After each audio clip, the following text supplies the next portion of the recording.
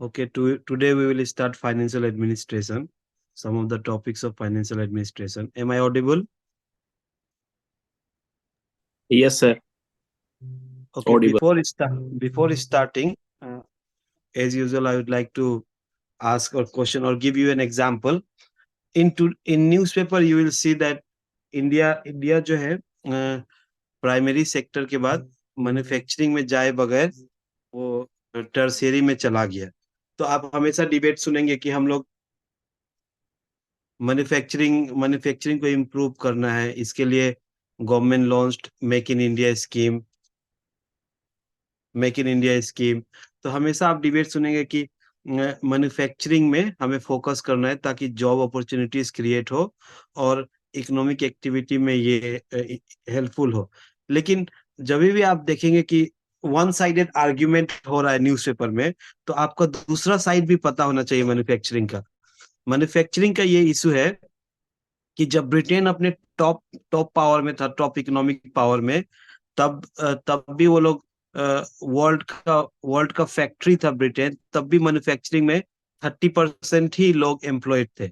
और अभी जब चाइना जो है वर्ल्ड का फैक्ट्री है, सबसे बड़ा मैन्युफैक्चरर है, तो तब भी लेस देन 30% एम्प्लॉयमेंट मैन्युफैक्चरिंग में है। तो मैन्युफैक्चरिंग बहुत ओवररेटेड भी है। और दूसरा प्रॉब्लम मैन्युफैक्चरिंग का ये है कि चाइना जो है वो मैन्युफैक्चरिंग जायंट बना, उसके लिए उसको मार्केट चाहिए था।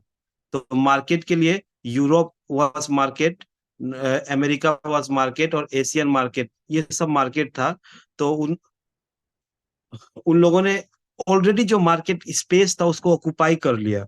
तो अभी एक नया चाइना को एब्जॉर्ब करने का कैपेसिटी वर्ल्ड मार्केट में नहीं है। तो ना हमारे पास मार्केट है मैन्युफैक्चरिंग को बढ़ाने के लिए, और ना ही मैन्युफैक्चरिंग ज्यादा एम्प्लॉयमेंट जनरेट करता है। और दूसरा नेगेटिव मैन्युफैक्चरिंग का क्या है कि वो जो है मैन्युफैक्चरिंग के लिए इंडस्ट्री स्टेब्लिश करता है, तो स्टेब्लिश करना होता है, तो CO2 का एमिशन बहुत ज्यादा होता है, तो वो एनवायरनमेंट फ्रेंडली भी नहीं है। और ऑन द अदर हैंड जो टर्शियरी सेक्टर है या सर्विस सेक्टर है, तो वो एनवायरनमेंट कंप्लीटली फ्री है। एक बैंक को स्टेब्लिश करने में तो कोई एनवायरनमेंट का ज्यादा लॉस नहीं होता है। और प्लस हम लोग टूरिज्म को कर सकता है, हॉस्पिटैलिटी सेक्टर को इम्प्रूव कर सकता है। तो सर्विस सेक्टर जो है सबसे बड़ा एम्प्लॉयर है। पर इंडिया में अभी भी प्राइमरी सेक्टर जो एग्रीकल्चर से रिलेटेड है, वो 50% के आसपास एम्प्लॉयमेंट प्रोवाइड करता है। तो मैन्युफैक्चरिंग के ऊपर में जो डिबेट हो, क्वेश्चन यूपीएससी में ऐसे ही आएगा कि मैन्युफैक्चरिंग जो है वो it will solve the problem of India, it will solve the problem like unemployment, growth, और and India will become a economic super power. तो ऐसा नहीं है, उसका नेगेटिव साइड भी लिखिएगा। पहला ये लिखिएगा कि मैन्युफैक्चरिंग सेक्टर कभी भी लार्ज एम्प्लॉयर नहीं हुआ है। वो आप ब्रिटेन का एग्जांपल दे सकते हैं 1800 से 1900 के बीच में, और आप चाइना का एग्जांपल दे सकते हैं अभी। इतना बड़ा ये चाइनीज इकोनॉमी होने के बाद भी वो लोग लेस देन 30%, 25% के आसपास एम्प्लॉयमेंट मैन्युफैक्चरिंग में देता है। और मैन्युफैक्चरिंग जो है चाइना का, देखिए CO2 एमिशन बहुत हाई है, वो मैन्युफैक्चरिंग एक कारण है। तो हम लोग अगर मैन्युफैक्चरिंग और वर्ल्ड का जो मार्केट है, it is already occupied by Chinese product, so there is no space for another China, so India cannot manufacture for rest of the world. तो हमें क्या करना चाहिए, हमें जो मैन्युफैक्चरिंग करना भी चाहिए, तो वो मेक इन इंडिया के अलावा, ये पॉइंट ध्यान से सुनिए, मेक इन इंडिया के अलावा हमें मेक फॉर इंडिया करना चाहिए। मतलब जो इंडिया में जो जो जो नीडेड है प्रोडक्ट का, वो बनाना चाहिए ताकि हम लोग रिप्लेस कर पाए जो इंपोर्ट कर रहे हैं। तो मेक इन इंडिया हमारा स्लोगन नहीं होना है, मेक फॉर इंडिया स्लोगन होना है। ये रघुराम राजन जब गवर्नर था उसने दिया था, तो मैंने ऐड कर लिया था। तो ये अपने इकोनॉमी वाले क्वेश्चन में आप लोग लिखेंगे कि make in India should not be the focus, make for India होना चाहिए। इंडियन मार्केट के लिए प्रोड्यूस करना चाहिए ताकि हमें नया मार्केट चूज नहीं करना पड़े। तो ये मैन्युफैक्चरिंग से लेके डिबेट है, इसको आप आंसर में इस हिसाब से लिखेंगे तो आप you will get good marks. Now let us start with financial fiscal policy. Fiscal policy is the, सबको पता होगा, it is the financial policy of the government. Finance का मतलब दो ही होता है, रेवेन्यू और एक्सपेंडिचर। और रेवेन्यू में दो होता है, tax revenue, non tax revenue. Tax revenue वो होता है, इट इज यूनिडायरेक्शनल, जो भी हम लोग पब्लिक लोग गवर्नमेंट को देता है उसके रिटर्न में गवर्नमेंट हमें कुछ नहीं देता है टैक्स रेवेन्यू के ये में। अब टैक्स रेवेन्यू दो तरीके का होता है, टैक्स दो तरीके का होता है, direct tax, indirect tax. Direct tax में क्या है, टैक्स इंसिडेंस और impact will be on the same person. अब आपको समझना ये है, हम लोग ऐसे कहते हैं कि डायरेक्ट टैक्स जो है वो प्रोग्रेसिव है। हम लोग क्यों कहते हैं, रिप्लाई कीजिए, बताइए तो। Why direct tax are consider as progressive? और या सच में प्रोग्रेसिव है क्या डायरेक्ट टैक्स, ये क्वेश्चन होगा यूपीएससी में। कोई नहीं है क्या आज? सर इनकम आपको के बेसिस पे लगता है। क्या, फिर से बोलिए। इनकम के बेसिस पे लगता है, higher income higher tax up to the certain limit.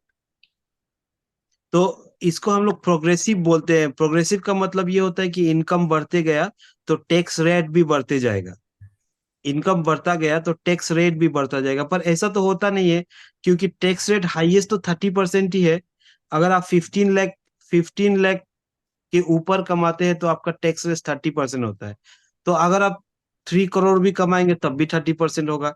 कुछ सेस और सरचार्ज भी लगेगा, पर 30 करोड़ कमाएंगे तब भी 30% होगा। तो ये प्रोग्रेसिव तो नहीं हुआ ना। प्रोग्रेसिव तो जैसे जैसे इनकम बढ़ता जाए वैसे वैसे टैक्स बढ़ते जाना चाहिए। तो इसीलिए कंप्लीट प्रोग्रेसिव नहीं है, प्रोग्रेसिव इन नेचर है। अप टू सर्टेन पॉइंट तक ही उसका ये बढ़ेगा टैक्स रेट, उसके बाद स्टॉप हो जाएगा। तो यस। ऐ- ऐसा नहीं बोलना चाहिए हम लोगों को कि ये प्रोग्रेसिव है, ये हम लोग बोलना चाहिए it is progressive in nature. कुछ कुछ समय तक ये प्रोग्रेसिव रहता है, उसके बाद ये प्लेट्यूड हो जाता है। ठीक है।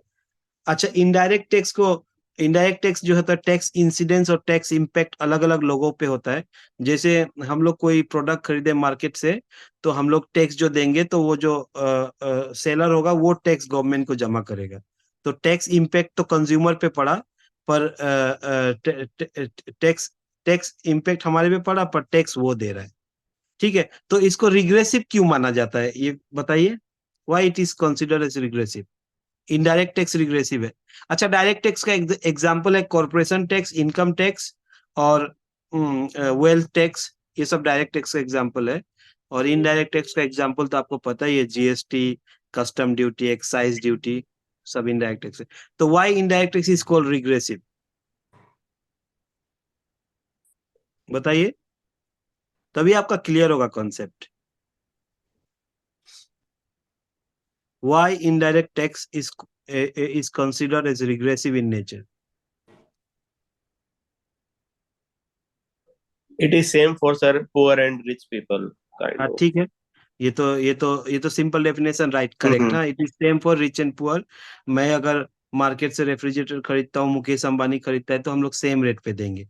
ठीक है, तो ये रिग्रेसिव है। पर रिग्रेसिव जो वर्ड होता है, मतलब इनकम बढ़ता जाएगा तो टैक्स रेट घटता जाएगा, तो वो होता नहीं है। रिग्रेसिव का मतलब होता है कि इनकम बढ़ता जाएगा, टैक्स घटता जाएगा। ये तो एक जगह में फिक्स्ड है, तो इसीलिए हम लोग रिग्रेसिव इन नेचर कहते हैं। अब मेरा एक और क्वेश्चन है, जो कॉर्पोरेशन टैक्स है उसका रेट 22% है, बट जो इनकम टैक्स है उसका रेट 30% है, ये ऐसा क्यों? कॉर्पोरेशन टैक्स मतलब मुकेश अंबानी 22% टैक्स दे रहा है, और हम लोग जो है इनकम टैक्स, गवर्नमेंट एम्प्लॉय या फिर सर्विस, जो लोग सर्विस में है वो लोग 30% दे रहा है। इसका क्या रीजन है?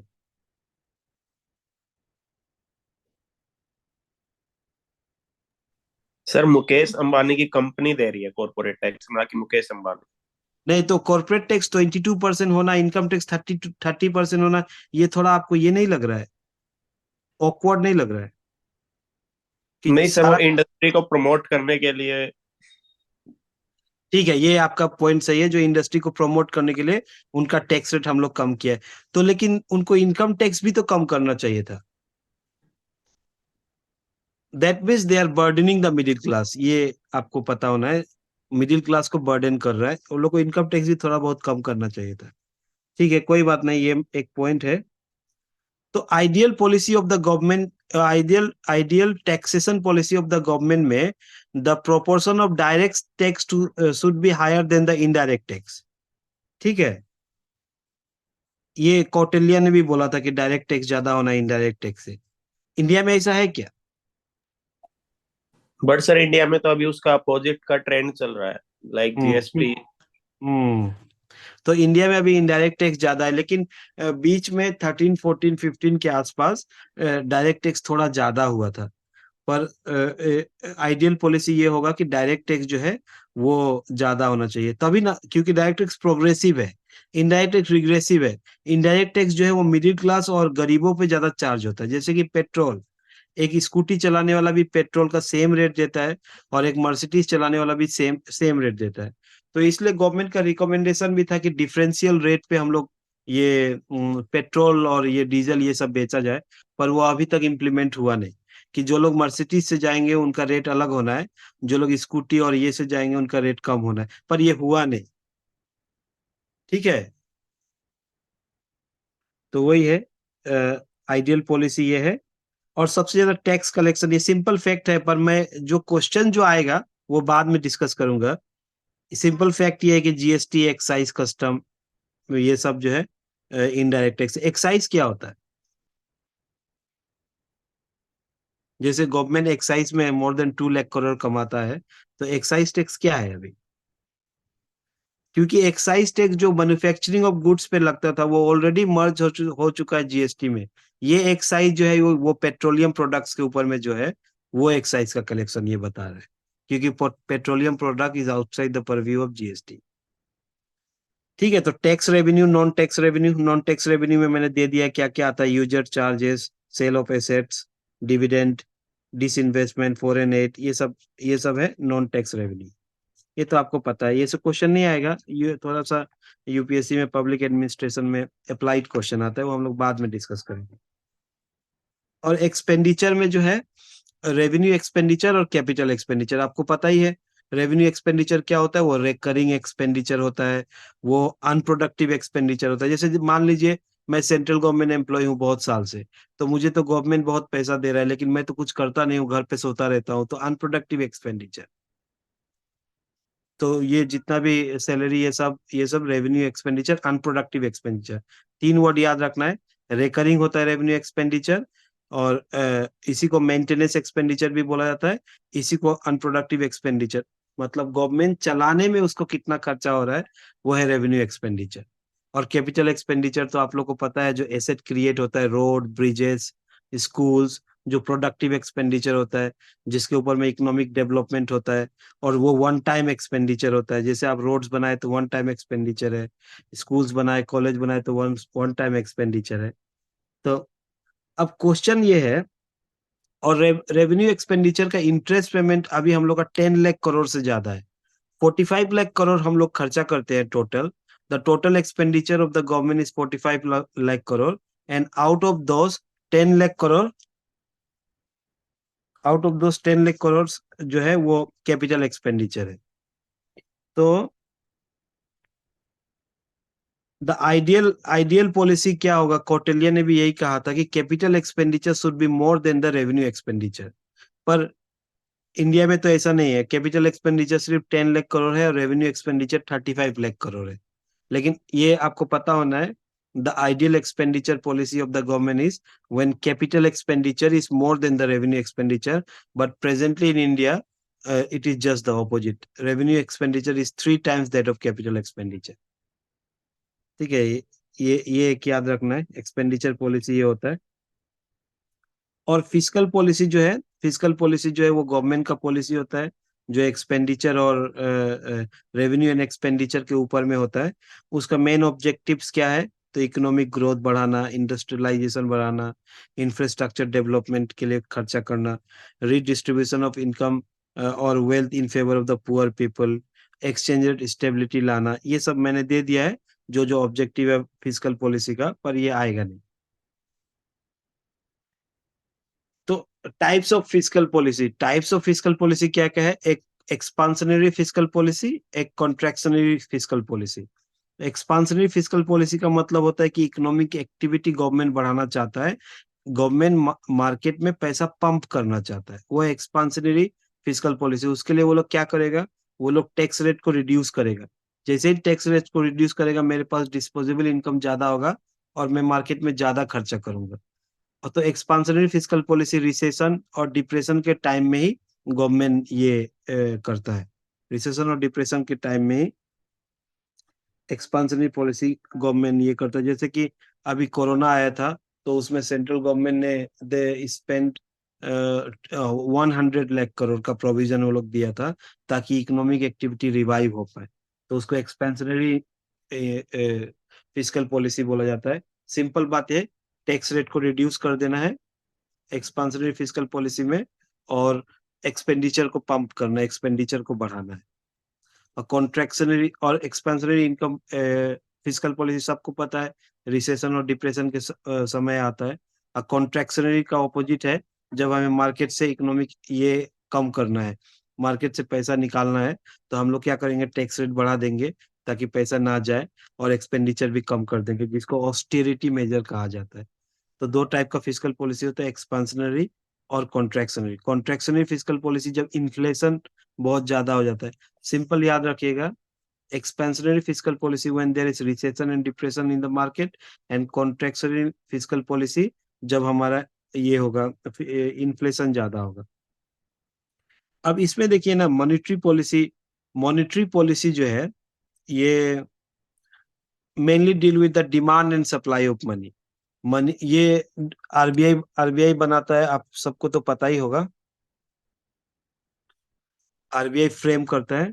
तो मॉनेटरी पॉलिसी जो है वो demand and supply of money पे डिपेंड करता है कि कितना supply of money at any particular point of time में गवर्नमेंट इकोनॉमी के अंदर रहना चाहिए। तो इसका भी objective price stability economic growth है। लेकिन जब से मॉनेटरी पॉलिसी कमिटी बना है, ऑब्जेक्टिव तो हम लोग लिखते हैं प्राइस स्टेबिलिटी और ये ग्रोथ और exchange rate stability. Exchange rate stability तो अभी भी मॉनेटरी पॉलिसी का है, पर मोस्टली फोकस उनका प्राइस स्टेबिलिटी पे है, मोस्टली इन्फ्लेशन टारगेटिंग पे है। तो ये एक क्वेश्चन आएगा, India being a developing country, और उसमें थोड़ा बहुत इन्फ्लेशन जैसे 4% ±2% तो रहना चाहिए डेवलपमेंट के लिए। लेकिन फिर भी इंडिया में आरबीआई के ऊपर में खाली इन्फ्लेशन को टारगेट करो, उनका ज्यादा फोकस उसी पे दे दिया है, और ग्रोथ को वो लोग थोड़ा कॉम्प्रोमाइज हो रहा है कि ग्रोथ का मेन फोकस फिस्कल पॉलिसी का ही रहेगा ग्रोथ पे। पर आइडियली ऐसा होना चाहिए कि ये जो प्राइस स्टेबिलिटी और इकोनॉमिक ग्रोथ दोनों को लेके चलना चाहिए, क्योंकि प्राइस स्टेबिलिटी में मॉनेटरी पॉलिसी का ज्यादा स्कोप भी नहीं है, because in India the finance, अभी हम लोग डिस्कस करेंगे इसको। तो ऑब्जेक्टिव ऑफ मॉनेटरी पॉलिसी तीन है, एक प्राइस स्टेबिलिटी, एक इकोनॉमिक ग्रोथ, और एक एक्सचेंज रेट स्टेबिलिटी। इंस्ट्रूमेंट क्या क्या है मॉनेटरी पॉलिसी, देखिए इंस्ट्रूमेंट पे बहुत कंफ्यूजन होता है। मॉनेटरी पॉलिसी का इंस्ट्रूमेंट पहला तो बैंक रेट है। बैंक रेट वो रेट है जिसपे आरबीआई कॉमर्शियल बैंक को लेंड करता है। बैंक रेट, आरबीआई जो है वो कॉमर्शियल बैंक को लेंड करता है। पर रेपो रेट भी तो आरबीआई जो है वो कॉमर्शियल बैंक को लेंड करता है। तो क्या डिफरेंस है बैंक रेट और रेपो रेट पे, ये कोई बताए, what is the difference between bank rate and repo rate? दोनों के केस में आरबीआई लेंड करता है बैंक को, पर डिफरेंस क्या है, ये टीचरों को भी पता नहीं होता है। इस पे मैंने बहुत पढ़ाई करते समय में ये हुआ था कि क्या डिफरेंस है। रेपो रेट में भी यही है कि RBI lends to commercial banks, bank rate भी यही है कि RBI lends to commercial bank. तो डिफरेंस क्या है? बुक में लिखा रहता है कि बैंक रेट जो है वो लॉन्ग पीरियड के लिए होता है, और रेपो रेट जो है वो शॉर्ट पीरियड के लिए होता है। तो कोई बताएगा क्या डिफरेंस है?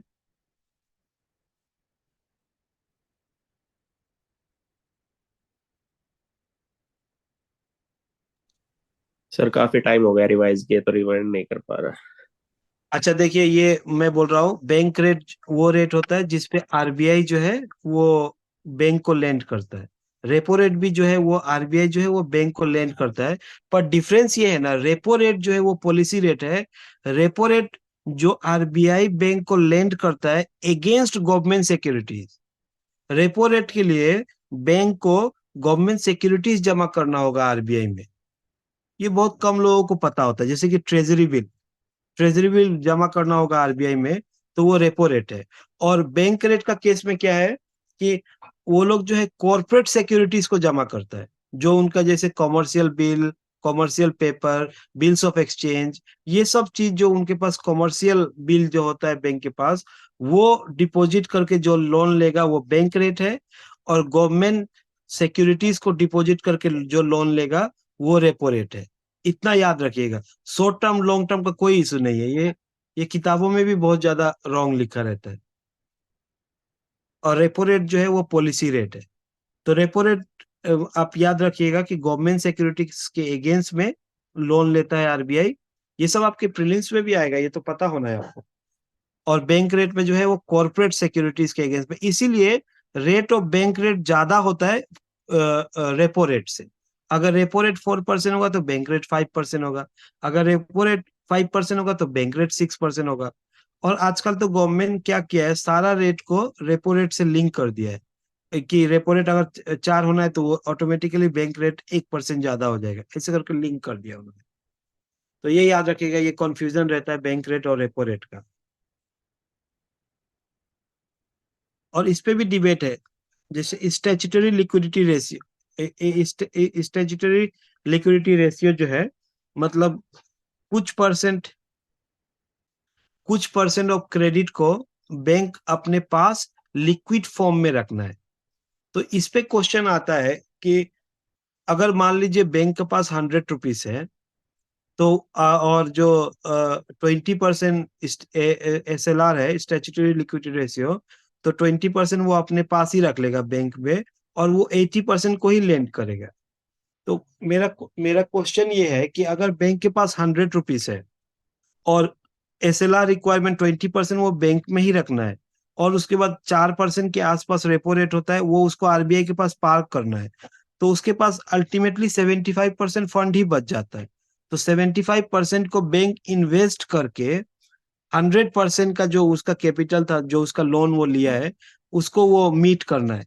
तो ये भी एक बहुत बड़ा कारण है बैंक का लॉस होने का, कि उनको पास जितना वो लोग मार्केट से बोरो करता है उतना वो लेंड नहीं करता है। उसने बोरो किया 100 रुपए, पर लेंड तो 75 ही कर पा रहा है, क्योंकि SLR का रिक्वायरमेंट है यहीं पे रखना है 20%, CRR का रिक्वायरमेंट है 4% रखना है। तो अब आपको लगता है कि ये जस्टिफाइबल है पब्लिक सेक्टर बैंक के लिए? ये क्वेश्चन आता है, इसलिए मैं पूछा। स्टैट्यूटरी लिक्विडिटी रेशियो का मतलब ये होता है कि केस और केस के इक्विवेलेंट में बैंक अपने पास ही रखे, और रेस्ट को वो लेंड कर सकता है। तो बैंक के पास तो एक्स्ट्रा प्रेशर है ना, कि वो बोरो किया 100 रुपीज, लेंड कर रहा है 75 रुपीज, उसके बाद उसका अपना एक्सपेंसेस भी है। तो बोरोइंग और लेंडिंग रेट में तो बहुत ज्यादा डिफरेंस हो जाएगा। और ये सब जगह नहीं है वर्ल्ड में, ये advance advance economy UK US में SLR रिक्वायरमेंट नहीं होता है। तो आपको क्या लगता है, इज इट जस्टिफाइबल? ये बहुत बड़ा है, जीएस में भी और पवेट में भी, स्टैट्यूटरी लिक्विडिटी रेशियो। अच्छा, कोई बताएगा मैंने स्टैट्यूटरी लिक्विडिटी रेशियो में क्या बोला? क्योंकि मुझे समझ में नहीं आ रहा है कि मैं जो पढ़ा रहा हूँ समझ में आ रहा है कि नहीं। यस सर, समझ में आ रहा है। बताइए तो, मैंने क्या बोला स्टैट्यूटरी लिक्विडिटी रेशियो? अभी सर आपने पूछा है कि जो इन पे लिमिट है, इन पे वो जस्टिफाइबल है या नहीं है। हाँ, वो नहीं, स्टैट्यूटरी लिक्विडिटी रेशियो है क्या? सर कैश के इक्विवेलेंट, उनको up to a certain limit like 40% अपने नहीं, पास अभी तो ही। 20% से नीचे है। सॉरी, हाँ हाँ, हाँ, ठीक है, पर मान लीजिए। 18%। हाँ, 18% है अभी तो। हाँ, उनको अपने पास ही गवर्नमेंट सिक्योरिटी कैश या उसमें रखना रहता है सर, गोल्ड। हाँ, गोल्ड में, हाँ। तो वो क्या जस्टिफाइबल है? वो इंडियन बैंक के लिए ही है, यूएस यूके ये सब में नहीं है इसला। सर टू तो सम क्या एक्सटेंट। नहीं, क्यों रखना है ये बताइए तो। क्यों गवर्नमेंट बोलता है रखना है इतना? Sir to save customer from bank run, बहुत ज्यादा ये एकदम एग्जैक्ट पॉइंट। बैंक रन होने से बचने के लिए, लिक्विडिटी बनाए रखने के लिए गवर्नमेंट करता है। एक पर excessive profit. I don't know it is a valid हाँ, पॉइंट और नॉट। पर ये भी एक डिबेट होता है एक्सेसिव प्रोफिट, बट ये मत बोलिए। पर और क्या कारण है वो लोग को रखने देता है? एक तो यही है कि बैंक रन जो है उससे बचने के लिए ना, और दूसरा थोड़ा बहुत ना कि क्रेडिट क्रिएशन बहुत ज्यादा ना हो जाए मार्केट में। जैसे ऐसे इन्फ्लेशन कंट्रोल। हाँ, इन्फ्लेशन कंट्रोल भी बोल सकता है। पर ये जस्टिफाइबल है कि नहीं? मतलब ये जस्टिफाइबल, इसको आप जस्टिफाई करना चाहिए, क्योंकि जो यूके यूके में छोटा मोटा अगर रिसेशन भी आता है तो आप देखिए बैंक बहुत क्विकली फेल होने लगता है बैंक में। बैंक रन शुरू होगा, बैंक के पास लिक्विडिटी नहीं, बैंक बैंकरप्सी फाइल कर देगा। पर इसीलिए इंडिया का फंडामेंटल बहुत स्ट्रांग है कि एसएलआर रिक्वायरमेंट हम लोग धीरे धीरे कम करना है। नरसिम्हम कमेटी ने भी बोला है कम करना है, पर ये रहना है। इसकी वजह से हम लोग का बैंकिंग फंडामेंटल स्ट्रांग है। हमारे यहाँ बैंक डूबने का कभी आप न्यूज नहीं सुनते होंगे। उसका एक कारण यह है कि एसएलआर रिक्वायरमेंट मतलब यहाँ पे है। और एक दूसरा साइड आप अगर नेगेटिव साइड देखें तो most of the SLR requirement जो होता है वो ट्रेजरी बिल में होता है। तो ये एक टाइप ऑफ फोर्स बोरोइंग हुआ बैंक से। गवर्नमेंट बोलेगा लो हमारा ट्रेजरी बिल रखो तुम 10% ऑफ द डिपॉजिट और हमें लोन दे दो। तो it is a kind of force borrowing from the market. और एक ये है, एसएलआर रिक्वायरमेंट की वजह से ही जो ओपन मार्केट ऑपरेशन होता है buying and selling of government securities वो भी अच्छे से हो पाता है। तो ये 3-4 पॉइंट अगर आप लिख देंगे, क्योंकि ये हमेशा इंडिया में डिबेट में रहा है कि एसएलआर रिक्वायरमेंट जो है वो जस्टिफाइड है कि नहीं है। तो वही जो आपने बोला, एक तो बैंक रन से बचाने के लिए, दूसरा ये जो है गवर्नमेंट जो है ओपन मार्केट ऑपरेशन को अच्छे से फंक्शन कर पाए इसके लिए भी। और दूसरा साइड से गवर्नमेंट जो है एक टाइप से फोर्स बोरोइंग करता है जिससे इकोनॉमिक डेवलपमेंट में हेल्प करता है, गवर्नमेंट उसको स्पेंड करता है। ऐसा हम लोग बोल सकते हैं। बट आप लिखना है कि that it should be reduce to 14%, 13%, because it unnecessarily putting pressure on the commercial banks, because already there is a requirement of repo rate and SLR requirement, they are burdening the commercial banks। ये ये debate आपको पता होना है तो सही रहेगा। और सीएलआर तो आपको पता ही है कि कुछ परसेंट ऑफ द डिपॉजिट को उन लोगों को आरबीआई के पास रहना है, और आरबीआई इसके अगेंस्ट में कोई इंटरेस्ट नहीं देता इंटरेस्ट है। नहीं। हाँ, कुछ परसेंट वो लोग 4% के आसपास है। और ओपन मार्केट ऑपरेशन भी आपको पता होगा। ओपन मार्केट ऑपरेशन का मतलब होता है buying and selling of government securities. ये तो सब पता होगा, सिंपल चीज है। जहां पे क्वेश्चन आता है ना उसको मैं ये करूंगा, अगर आपको कोई समझ ना आए तो हमसे पूछिएगा। थोड़ा बहुत मेरा इसमें ठीक है। Repo rate, reverse repo rate तो बता दिया मैंने। रेपो रेट वही होता है जो गवर्नमेंट सिक्योरिटीज के अगेंस्ट पे लेता है, और रिवर्स रेपो रेट जो होता है आरबीआई लोन लेता है गवर्नमेंट से, ये बैंक से। अब जो मोस्ट इंपॉर्टेंट है, फिस्कल पॉलिसी और मॉनेटरी पॉलिसी का दोनों का comparison, comparison between fiscal policy और मॉनेटरी पॉलिसी। और हमेशा क्वेश्चन ये आता है, monetary policy is not effective in controlling inflation, give the reasons. क्या कारण है जिसकी वजह से मॉनेटरी पॉलिसी इफेक्टिव नहीं है इंडिया में ये करने के लिए, इन्फ्लेशन कंट्रोल के लिए। 2 मिनट का ब्रेक लेते हैं।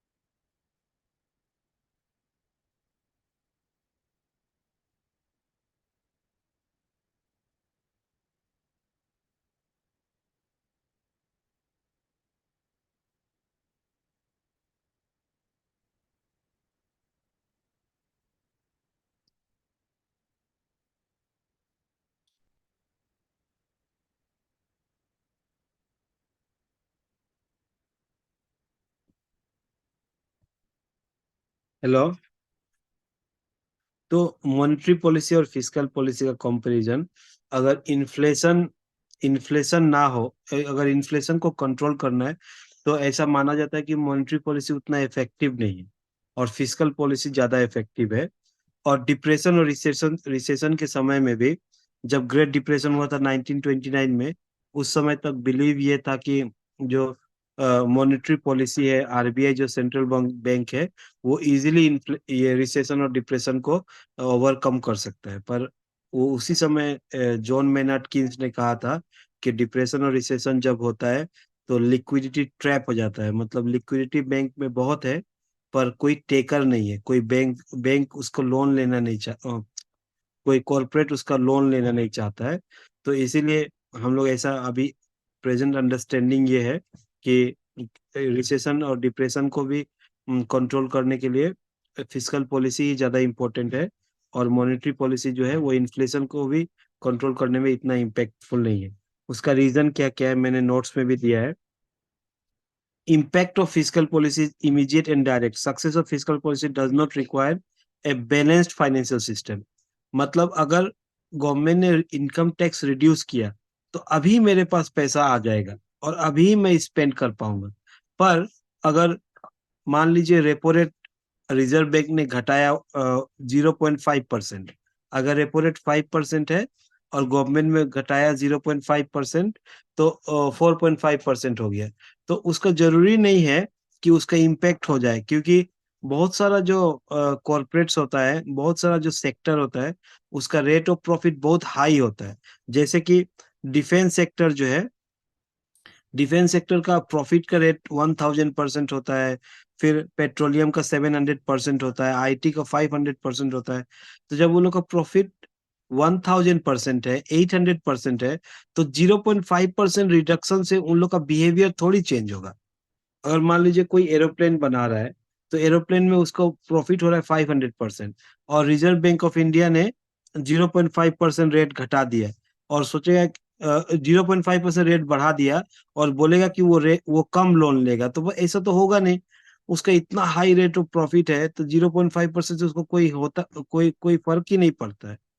तो इसीलिए मतलब जो बहुत सारा प्लेयर इन्वॉल्व होता है मॉनेटरी पॉलिसी में, और मॉनेटरी पॉलिसी का सक्सेस होने के लिए यूनिफाइड तरीके से सब लोग का बिहेवियर होना चाहिए। जैसे ही रेट बढ़ाया, रेपो रेट बढ़ाया, वैसे ही लोन लेना कम हो जाना चाहिए, पर ऐसा होता नहीं है। तो ये एक चीज याद रखिएगा कि मॉनेटरी पॉलिसी का इम्पैक्ट इनडायरेक्ट होता है, और वो मेनी प्लेयर्स उसमें होता है फाइनेंशियल सिस्टम में। वो एक ही साथ काम करना है, जैसे अगर बैंक काम कर रहा है वैसे ही वो लोग करना है, जैसा बैंक चाह रहा है वैसे ही वो लोग बिहेवियर, उनका बिहेवियर होना है, पर ऐसा होता नहीं है। तो इसीलिए मॉनेटरी पॉलिसी इतना इम्पैक्टफुल नहीं है, और उसका इम्पैक्ट जो है वो इमीडिएट नहीं है, वो टाइम लेता है। ठीक है, ये मैंने दे दिया है। So the success of monetary policy depends on the behaviour of many players, the corporates, many players. एक पॉइंट ये है। दूसरा ये है कि the reach of the bank in India is still limited. Jan Dhan के बाद तो मोर देन 40 करोड़ अकाउंट ये सब ओपन हुआ है, पर स्टिल जो है 80% लोगों के पास ही बैंक है। तो अगर बैंक जो आरबीआई कोई भी डिसीजन लिया तो वो बैंक के थ्रू ही इम्प्लीमेंट होगा। पर अभी भी 20% Indians out of the purview of the banks है, तो इसलिए इसका impact whole whole of India में नहीं होता है। कुछ पोर्शन बच ही जाता है, क्योंकि रीच जो है वो 100% नहीं है। गवर्नमेंट ने इसमें बहुत सारा इम्प्रूवमेंट किया है 2014 के बाद। जनधन लॉन्च लॉन्च होने के बाद अकाउंट ये सब बहुत एक्टिवली, और जितना भी अकाउंट खुला है उसमें मोर देन 50% वोमेन का अकाउंट खुला है, तो वोमेन लोग जो भी सेविंग होता है वो उसमें रखता है। तो ये है कि मॉनेटरी पॉलिसी फंक्शन करने के लिए financial inclusion should be 100%, but it in India despite all the effort it is still 80%। ठीक है, तो one of the problem of monetary policy, this question you will definitely get in mains, कि why monetary policy is not effective in tackling inflation. इसलिए भी मिलना है कि government ने इतना ज्यादा थॉट नहीं देके मेन फंक्शन ऑफ आरबीआई रख दिया है कि आप लोग इन्फ्लेशन को टारगेट करो और उसको 4% ±2% के रेंज में रखो। बट मॉनेटरी पॉलिसी का रीच जो है वो बहुत लिमिटेड है। तो इसलिए आप देखिए कभी 6% चला जाएगा, 6.5% चला जाएगा, 7% चला जाएगा, क्योंकि फिजिकल पॉलिसी भी चाहिए उसको कंट्रोल करने के लिए। तो 2 पॉइंट में बताया कि many players in the market and their behavior is different than that of the RBI, and the दूसरा is the reach of the Indian banks is still limited. Now the latest data मैंने search किया, 80% of Indians के पास banking access है, rest of the 20% are still out of the purview of the banking system. और एक problem ये है monetary policy में, मेनी इंटरेस्ट रेट है, बहुत सारा इंटरेस्ट रेट है। फार्मर को इंटरेस्ट रेट होता है 4 to 6%, हाउस होल्ड को इंटरेस्ट रेट होता है 8, 9, 9.5%, इंडस्ट्रियल सेक्टर को होता है 13 to 14%। Prime lending rate, preferred customer जो मोस्ट प्रीफर्ड कस्टमर है, उसका भी लेंडिंग रेट अलग होता है। तो इतना सारा लेंडिंग रेट है, तो अगर वो 0.5% मान लीजिए, 4% ये है, तो 0.25% अगर आरबीआई रेट इधर उधर करता है ऊपर नीचे, तब भी इतना इम्पेक्ट नहीं होगा, क्योंकि बहुत सारा रेट ऑफ इंटरेस्ट है।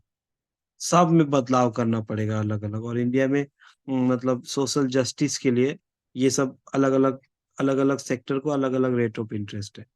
तो अगर मॉनेटरी पॉलिसी वहां पे इम्पैक्ट होता है जहाँ पे रेट ऑफ इंटरेस्ट यूनिफॉर्म हो। अच्छा, कोई कोई बताएगा मैंने क्या बोला था, कैसे बोला था कि सर इसको लिखना सही रहेगा कौन सा? आंसर में, हाँ डिफरेंट हाँ। रेट, हाँ हाँ, डिफरेंट ये इंटरेस्ट जरूरी है, रेट। जरूरी है। बिकॉज सर ये तो सोशो इकोनॉमिक इकोनॉमिक डेवलपमेंट तो के लिए। इसकी वजह से ना आरबीआई हमारे यहाँ उतना इफेक्टिव नहीं है जितना यूएस यूके में है। क्योंकि हम लोग तो उस हिसाब से तो चेंज नहीं करते हैं ना।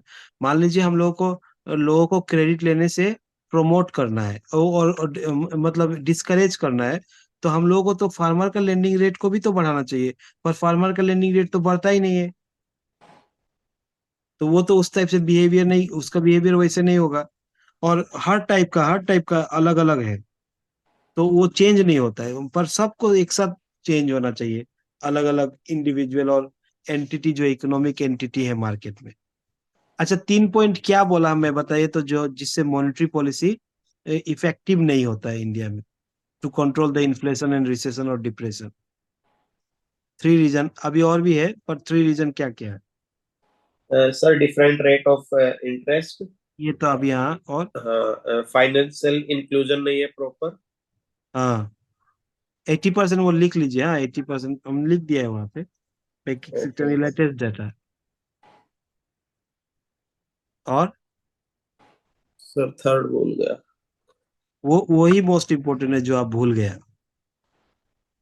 मतलब इम्पैक्ट ऑफ मॉनेटरी पॉलिसी का ये है कि बहुत सारा प्लेयर है मार्केट में, जो उसका रेट ऑफ चेंज आरबीआई से वैसा बिहेव नहीं करता है। जैसे मैंने बताया कि डिफेंस सेक्टर में जो कंपनीज काम करती है उनका प्रॉफिट होता है 1000%, और अगर पेट्रोलियम इंडस्ट्री में जो काम कर रहा है उसका प्रॉफिट है 700%, तो उसको 0.5% चेंज होने से कोई इम्पैक्ट नहीं होगा, उसका बिहेवियर चेंज नहीं होगा। अगर 0.5% हम लोग बढ़ा दिया तब भी वो उतना ही लोन लेगा जितना पहले ले रहा था। तो ये वो यूनिसॉन यूनिसन में काम करना है। अगर मॉनेटरी पॉलिसी इफेक्टिव बनाना है, जैसे मार्केट से पैसा निकालना है हमें, तो हम लोग रेट बढ़ा देंगे, 4 था तो 5 कर देंगे, पर ये लोग तो उतना ही लोन लेगा, बड़ा बड़ा ये लोग। तो उतना इफेक्टिव मॉनेटरी पॉलिसी नहीं हो पाएगा जितना western country, well advance country में है। ठीक है। और मॉनेटरी पॉलिसी में जेस्टेशन पीरियड बहुत होता है। जेस्टेशन पीरियड का मतलब होता है कि आरबीआई ने आज बोला कि मैं रेट बढ़ाऊंगा, पर बैंक जो है वो 2 महीने बाद अपना रेट को ये करेगा, बढ़ाएगा। तो उसका उसका रेट ऑफ परकुलेशन भी बहुत कम होता है। और लेकिन जो दूसरा साइड देखिए, फिजिकल पॉलिसी में वो अभी टैक्स डिडक्ट हुआ, तो मेरे तो एवरी मंथ मेरा सैलरी से टैक्स कट हो रहा है। मान लीजिए मैं एवरी मंथ 10,000 टैक्स दे रहा हूँ, अगर गवर्नमेंट ने टैक्स 5,000 कर दिया तो मुझे तो इमीडिएट हो जाएगा ना, मैं फटाक से इन्वेस्ट स्पेंड ज्यादा करने लगूंगा। तो ये भी याद रखिएगा कि मॉनेटरी पॉलिसी में जो है जेस्टेशन पीरियड बहुत लॉन्ग है उसका इम्प्लीमेंटेशन होने के लिए। ठीक है।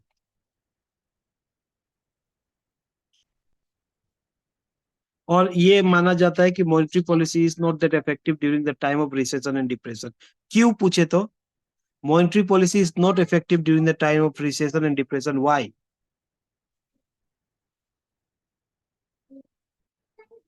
बताइए, कुछ बोलिए।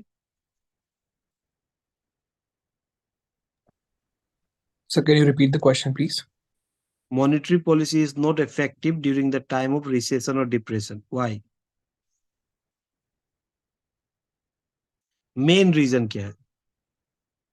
देखिए, रिसेशन होता है, डिप्रेशन होता है, उसका मतलब इकोनॉमिक एक्टिविटी बहुत स्लो डाउन हो गया है, कोई लोन नहीं ले रहा है, और प्रोडक्टिव कैपेसिटी कोई इंक्रीज नहीं कर रहा है।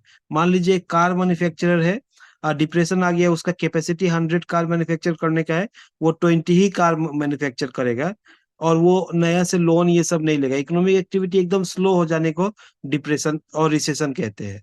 तो उसमें मॉनेटरी पॉलिसी इतना इफेक्टिव नहीं है। क्यों?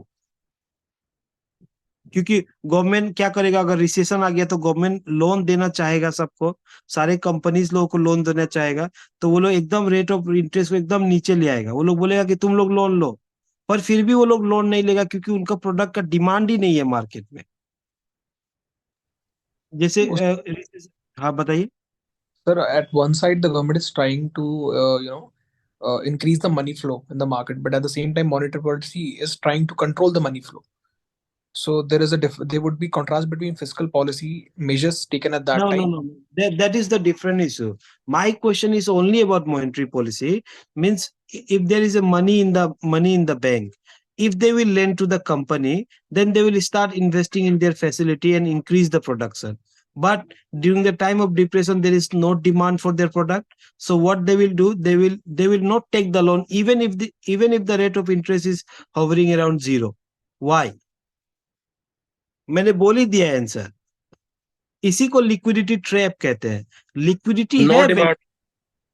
हाँ, नो डिमांड, लिक्विडिटी है बैंक के पास, वो लेंड भी करना चाह रहा है, और रेट ऑफ इंटरेस्ट वो लोग एकदम जीरो के आसपास ले आता है, 0.5% के आसपास ले आता है। अभी जब ये रिसेशन हुआ था 2008 में यूएस में, तो यूएस का रेट ऑफ इंटरेस्ट 0.5 था, फिर भी कोई लोन लेना नहीं चाह रहा था। इसी को लिक्विडिटी ट्रैप बोलते हैं। लिक्विडिटी है, बैंक देना चाहता है, पर कोई लेना नहीं चाहता है, क्योंकि डिमांड ही नहीं है। तो डिमांड क्रिएट करने के लिए गवर्नमेंट स्पेंड करेगा, गवर्नमेंट मनी। जैसे कि आप देखिए, कोविड के समय में सारे के अकाउंट में 500 500 500 डाल दिया, तो लोग उसको स्पेंड किए ना, तो कुछ तो रूरल डिमांड हुआ। और उस समय में एमजी नरेगा, कोविड के समय में पूरा वर्ल्ड इतना इम्पैक्ट नहीं हुआ, पूरा वर्ल्ड इम्पैक्ट हुआ, पर इंडिया उतना नहीं हुआ, क्योंकि इंडिया में रूरल डिमांड था। इंडिया रिसेशन में नहीं गया, और इंडिया का इकोनॉमिक एक्टिविटी भी उतना कम नहीं हुआ, क्योंकि रूरल में ये था कि एक तो गवर्नमेंट मनी डिस्ट्रीब्यूट किया सबके पास, और एमजी नरेगा चल रहा था रूरल रूरल जगह पे, तो वो लोग के पास रूरल डिमांड हमेशा चलता ही रहा, तो इकोनॉमिक एक्टिविटी होता ही रहा। इकोनॉमिक एक्टिविटी में और डिमांड में कोई कमी नहीं आया, हमेशा प्रोडक्ट खरीदने के लिए लोगों के पास ये था। पर एडवांस कंट्री में ऐसा हुआ कि ऐसा कोई स्कीम नहीं है, ऐसा कोई ये नहीं रहा, तो उन लोग का डिमांड ऑटोमेटिकली खत्म हो गया चीजों का।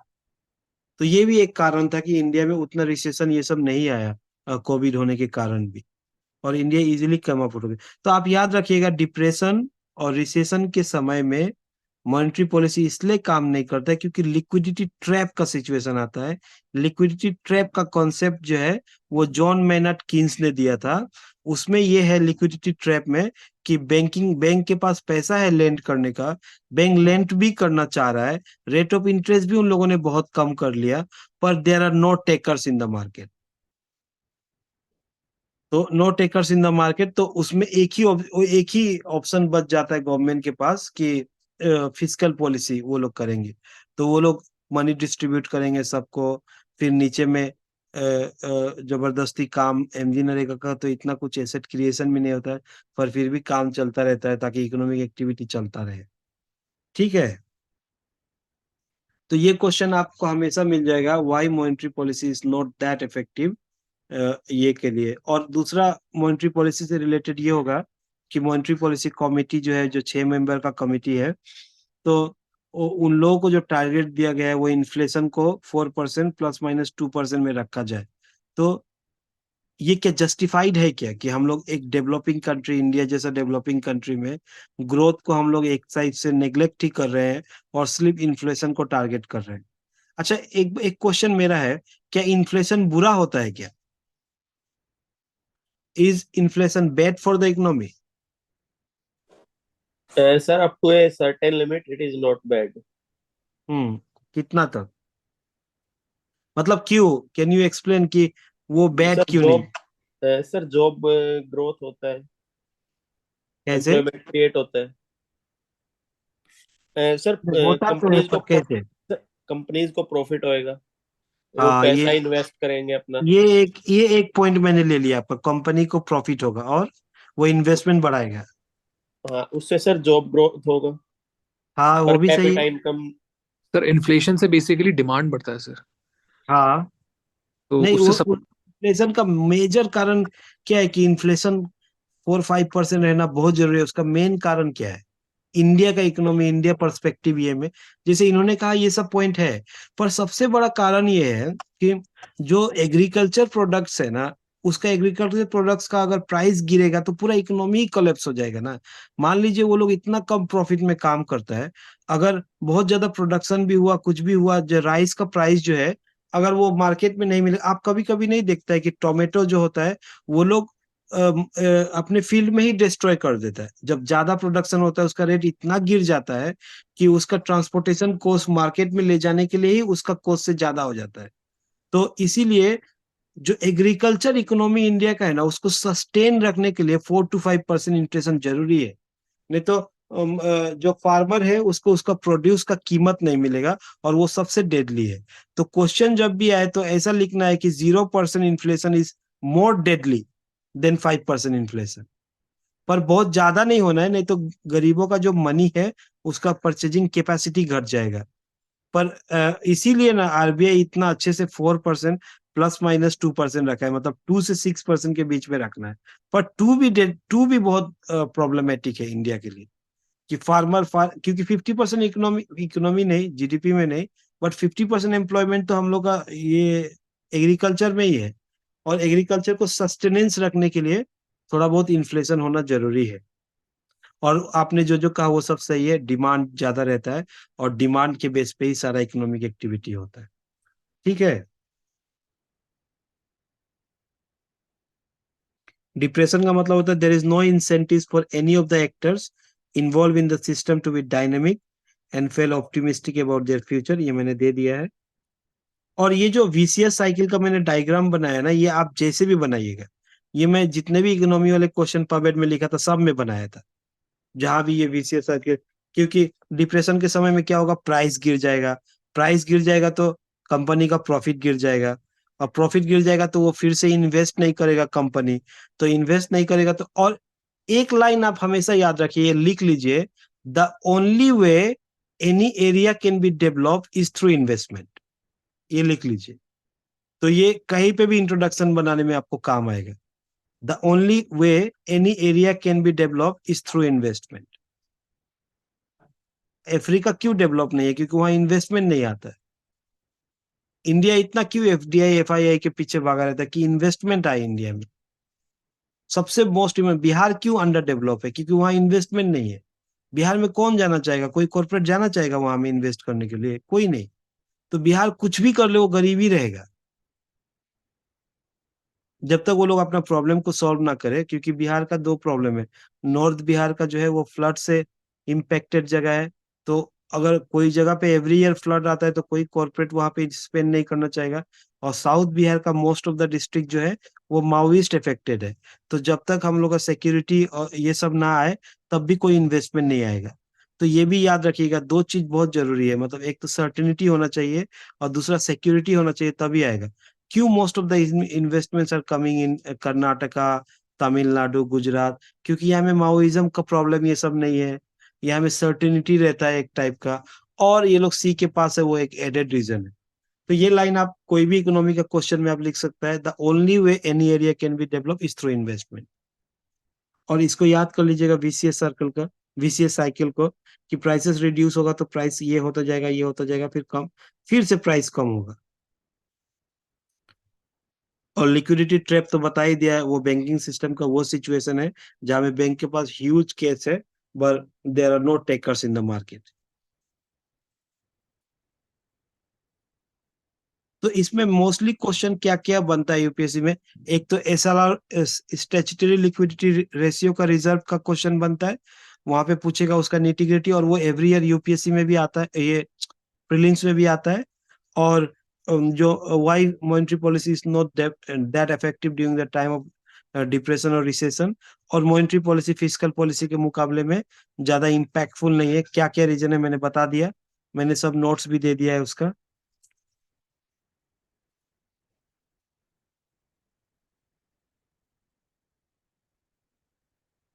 कोई क्वेश्चन है? अच्छा अभी बताइए तो, मैंने जो बोला था बैंक रेट और रेपो रेट में क्या डिफरेंस है, बताइए तो, ये ताकि याद रहेगा आपको। सर बैंक रेट जिस पे सर आरबीआई लैंड करता है हम्म। कमर्शियल कमर्शियल बिल्स के ऊपर। हम्म। बैंक रेट कमर्शियल बिल्स को गिरवी रख के, मतलब हाँ, प्लेज गिरवी रख, करके। यस सर, हाँ, यस। प्लेज करके। और रेपो रेट वो रेट होता है जिससे गवर्नमेंट हम से। गवर्नमेंट लोग, सिक्योरिटी, क्या चीज? गवर्नमेंट सिक्योरिटीज पे सर। हाँ, गवर्नमेंट सिक्योरिटी, ये याद रखिएगा, ये आपको बुक में नहीं मिलेगा। वहां पे लिखा रहता है कि वो शॉर्ट टर्म बेसिस पे रेपो रेट है और लॉन्ग टर्म बेसिस पे बैंक रेट है, पर वो कोई बात नहीं है। इसीलिए देखिए ना, प्राइवेट सिक्योरिटीज में रिस्क ज्यादा होता है, इसलिए रेट ज्यादा है। गवर्नमेंट सिक्योरिटी में रिस्क कम होता है, इसलिए रेट कम है।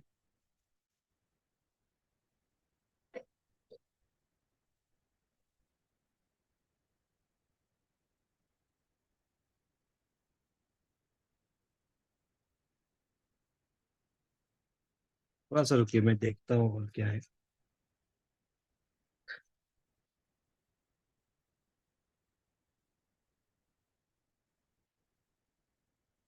और ये है, जैसे अगर कुछ समझ में नहीं आए तो याद रखिएगा, अगर इन्फ्लेशन है तो सारा रेट को बढ़ा देना है, bank rate, repo rate, SSLR, CRR, सबको।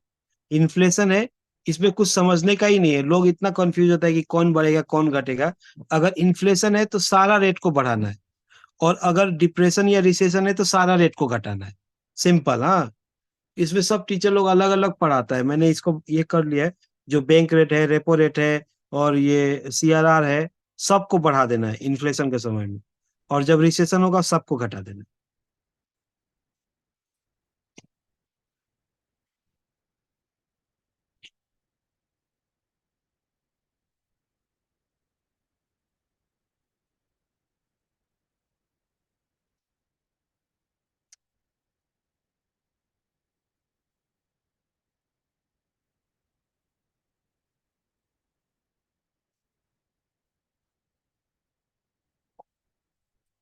देखिए, फाइनेंशियल एडमिनिस्ट्रेशन में हम लोग क्या क्या पढ़ेंगे। एक तो फिस्कल पॉलिसी, मॉनेटरी पॉलिसी मैंने बता दिया। दूसरा बजट पढ़ेंगे हम लोग। हम इसका पूरा पूरा पेपर वन पेपर टू दोनों से रिलेटेड है। एंड ऑडिट एंड अकाउंट्स मैं कल पढ़ाऊंगा, मतलब परसों पढ़ाऊंगा। उसके बाद role of state in liberalisation मैं दे देता हूँ, मैं क्या क्या टॉपिक पढ़ाऊंगा, क्योंकि ये सबसे क्वेश्चन आता है, मैंने खुद ही बनाया है। ठीक है, तो आज के लिए इतना ही रहने देते हैं, फिर हम लोग मंडे को मिलेंगे। क्योंकि और दूसरा मैंने नोट्स आप लोग को दिया भी नहीं है, मैंने बनाया भी नहीं है। और अच्छे से ये सब नोट्स पढ़िए, ये सबसे प्रीलिम्स का क्वेश्चन सॉल्व होगा। और प्रीलिम्स में दो सब्जेक्ट को फोकस करना है आपको। आपको इकोनॉमी में फोकस करना है और पॉलिटी में फोकस करना है, बाकी क्वेश्चन बनेंगे नहीं। इकोनॉमी और पॉलिटी मिलके 35 क्वेश्चन आते हैं, अगर आपने अच्छे से प्रिपेयर किया तो 30 बन जाएंगे। पर अगर if you are focusing on history, तो एंशियंट हिस्ट्री में कोई क्वेश्चन सॉल्व नहीं होगा। मेडिएवल हिस्ट्री का क्वेश्चन भी बहुत टिपिकल होगा, सिर्फ मॉडर्न का कुछ हो पाएगा। और सेमी के कल्चर ये सब का भी है। तो आपको अगर प्रीलिम्स निकालना है तो दो ही पे फोकस ज्यादा होना है, इकोनॉमी पॉलिटी। ये 35 क्वेश्चन आपके पास सबसे इंपॉर्टेंट है, तो इसलिए इकोनॉमी को अच्छे से पढ़िए। ठीक है, फिर आज रहने देते हैं, फिर मैं मंडे को दूसरा टॉपिक पढ़ाऊंगा। Sir pre oriented full preparation कब से स्टार्ट करनी चाहिए? मुझे लगता है जनवरी से शुरू कर देना चाहिए आप लोग, क्योंकि सबसे टफ प्रीलिम्स है। मेंस तो वो पता है 3 महीने में ही, मुझे मेरा तो पेपर वन भी ये थोड़ा भी मैंने नहीं पढ़ा था। मैंने वो 3 महीने में ही पेपर वन पढ़ा पवेट का। तो प्रीलिम्स पे ही फोकस कीजिए। आप देखिए, प्रीलिम्स सबसे डिफिकल्ट है, अगर प्रीलिम्स में आपका कमांड आ गया तो सिलेक्शन होना ऑलमोस्ट तय है। आप आज नहीं तो कल निकालेंगे, पर बहुत सारे लोग 4-5 अटेम्प्ट प्रीलिम्स में ही ले लेते हैं ना। तो प्रीलिम्स में कमांड होना सबसे जरूरी है। वो जुनेद अहमद मेरा दोस्त है, वो थर्ड रैंक जो आया था, उसका प्रीलिम्स में बहुत कमांड था। वो एवरी अटेम्प्ट में मेंस लिखता था, कुछ प्रैक्टिस करता था, वो 5वां अटेम्प्ट तक एवरी अटेम्प्ट में मेंस लिखा, क्योंकि प्रीलिम्स में उसने कमांड बना लिया था फर्स्ट अटेम्प्ट में।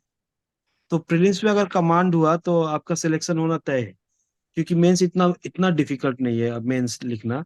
थोड़ा सा राइटिंग प्रैक्टिस डेली करते रहे, पर जिसका प्रीलिम्स नहीं होता है वो 6 अटेम्प्ट कब निकल जाता है पता ही नहीं चलता है।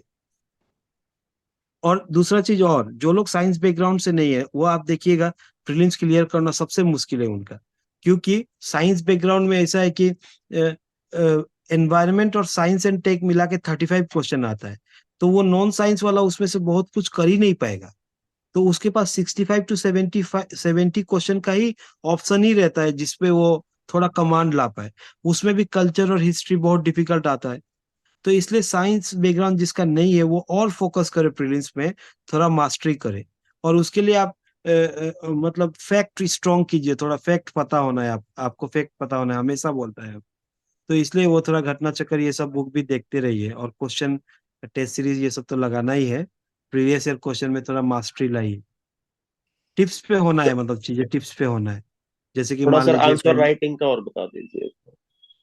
आंसर राइटिंग का यही है कि आप मैं पता है आंसर राइटिंग कैसे प्रैक्टिस करता हूँ। जो द हिंदू में 3 आर्टिकल आता है, तो द हिंदू का जो छोटा 2 आर्टिकल आता है और बड़ा 1 आर्टिकल आता है, आप जब छोटा आर्टिकल पढ़े फिर रुक जाए, फिर उसपे से आप कितना पॉइंट आया वहीं पे लिखे, उसी वो पेपर के ऊपर ही लिखे आपको कितना पॉइंट आया, फिर सेकेंड आर्टिकल पढ़े फिर वहीं पे लिखे। तो वहां पे आपको सर दोनों इतना एक टाइम नहीं तो, हो पाता जॉब के साथ। वो आपका भी जॉब है मेरा ही जैसा, हाँ सर। तो फिर तो करना तो पड़ेगा ना। अब नहीं। आपको पास, नहीं मतलब न्यूज़पेपर और राइटिंग उसी में लिखने का मतलब वो 3 आर्टिकल को ही लिखिए। वो हम्म। खाली सिर्फ राइटिंग का ही नहीं है, उससे जीएस भी प्रिपरेशन होता है ना, तीनों से जीएस भी प्रिपरेशन होगा। और राइटिंग का ये है ना, जैसे कि मुझे पबेट में अच्छा मार्क आने के एक कारण ये भी है कि मैं 19 क्वेश्चन एकदम इजीली लिख लेता हूँ। तो आप इतना राइटिंग प्रैक्टिस होना है ना कि आपका माइंड आंसर नहीं लिखना है, आपका हैंड ही आंसर लिखना है। ऐसा हो जाता है लिखते लिखते ना कि और आप इधर भी देखेंगे फिर भी आपका कलम चलते रहता है, क्योंकि वो आदत ही हो जाता है। वो क्वेश्चन आएगा मैं वही लिखूंगा। जैसे देखिए मैं क्वेश्चन हिसाब से कैसे बताया, मॉनेटरी पॉलिसी और फिस्कल पॉलिसी का कंपैरिजन बताया, and why monetary policy is not effective, ये हमेशा कॉमन है। और इसमें एक और पॉइंट है पर मैंने वो नहीं दिया, कि जो फूड इन्फ्लेशन है, फूड इन्फ्लेशन को कंट्रोल करने के लिए आपका इंफ्रास्ट्रक्चर अच्छा होना पड़ेगा। और इंफ्रास्ट्रक्चर जो है वो कंप्लीटली फिस्कल फिस्कल पॉलिसी का टॉपिक है। तो फूड इन्फ्लेशन में भी मॉनेटरी पॉलिसी का कंट्रोल नहीं है। और भी आप बोल सकता है जो क्रूड ऑयल प्राइस है, इंटरनेशनल प्राइस, उसकी वजह से भी मॉनेटरी पॉलिसी का कंट्रोल कम हो जाता है, क्योंकि वो तो हम लोग कुछ कंट्रोल कर ही नहीं सकते हैं। तो उसमें क्या करना होगा, हम लोग को एक्साइज ड्यूटी रिड्यूस करना होगा, तो वो भी फिस्कल पॉलिसी ये होगा। पर ये जरूर कीजिए आपका जीएस ये सब स्ट्रांग हो जाएगा अगर वो तीनों आर्टिकल को द हिंदू का आप पढ़ के उसके साइड में ही 10-10 पॉइंट डेली लिखे, पढ़ के साइड में 10-10 पॉइंट लिखे, तो राइटिंग प्रैक्टिस भी होगा, जीएस का भी प्रैक्टिस होगा, और नॉलेज का both side, right side wrong side दोनों लिखना जान जाएगा। एवरी टॉपिक का ओके दोनों सर। पॉइंट लिखने आना है, ठीक है। ठीक पर ठीक है लिखिए, कुछ ना कुछ लिखिए। और रिवीजन जब आप लोग करेंगे कोई भी टॉपिक का, तो आपको लिखना ही है। रिवीजन का मतलब ये नहीं कि पढ़ रहा है, पढ़ के उसको बंद करके रफ में लिखिए और उसको फेंक दीजिए, फिर पढ़िए फिर लिखिए फिर फेंक दीजिए, तब आपके माइंड में रहेगा। और जब आप क्वेश्चन देखेंगे तो आपको वो याद आ जाएगा। ठीक है सर। ठीक है, तो ठीक थैंक है यू सर। फिर। और किसी का कोई क्वेश्चन है?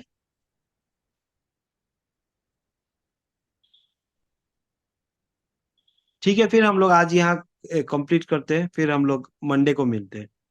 ओके मैं सर, धीरे गुड धीरे नाइट। टाइम बढ़ाऊंगा ना, मुझे ज्यादा पढ़ाने का भी ये नहीं है, आदत नहीं है। धीरे धीरे टाइम ओके। बढ़ाऊंगा। ठीक है फिर, ठीक है, Okay. Bye. Thank you, bye, sir. Good night. Good night. Okay. Good good night, night. sir. Good night.